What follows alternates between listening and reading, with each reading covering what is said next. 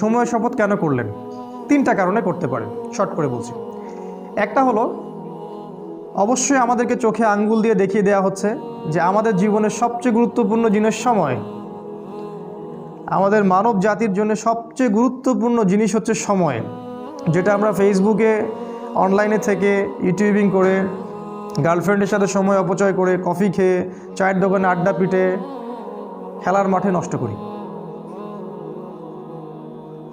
তবে মানুষ যখন মৃত্যুবরণ করবে কিয়ামতের মাঠে এবং জান্নাতে যদি চলেও যায়, সেখানে গিয়েও মানুষের আফসোস হবে ওই সময়গুলোর জন্যে, যে সময়গুলো মানুষ অহেতুক নষ্ট করেছে, যে সময়গুলোতে মানুষ আল্লাহর কথা বলেনি, আল্লাহর জিকির করেনি, রাসূলের প্রতি দরুদ পড়েনি।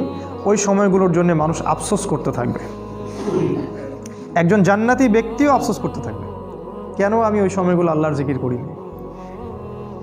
সময় সবচেয়ে বেশি ইম্পর্টেন্ট জিনিস। আর এই সভ্যতা, এই গডলেস ওয়ার্ল্ড এবং এই এডুকেশন সিস্টেম আমাদের সময়গুলোকে খেয়ে ফেলেছে।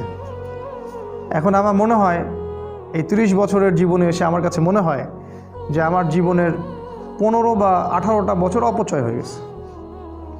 18 বছরে আমি হাফেজ হতে পারতাম, আমি হয়তো হাদিসেরও হাফেজ হতে পারতাম, বুদ্ধি ব্রেন ভালো ছিল, ফার্স্ট হতাম সবসময়।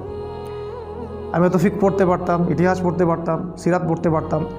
এখন সারাদিন রাত যত কাজই করি না কেন, আত্মতৃপ্তি হয় না, মনে হয় কিছু না কিছু গ্যাপ থেকেই গেল, আর এই গ্যাপটা কখনো পূরণও হবে না, অসম্ভব।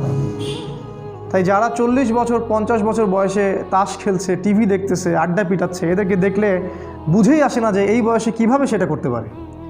একটা বারও কি চিন্তা হয় না যে আমার হায়াত কমে আসছে, আমি পৃথিবীতে আর হয়তো বেশি দিন থাকবো না। সুবহানাল্লাহ, সময়ের কসম, আল্লাহ পাক সময়ের কসম করে আমাদেরকে সময়ের দিকে দৃষ্টি দিতে বলছেন, সময় সম্পর্কে সচেতন হতে বলছেন।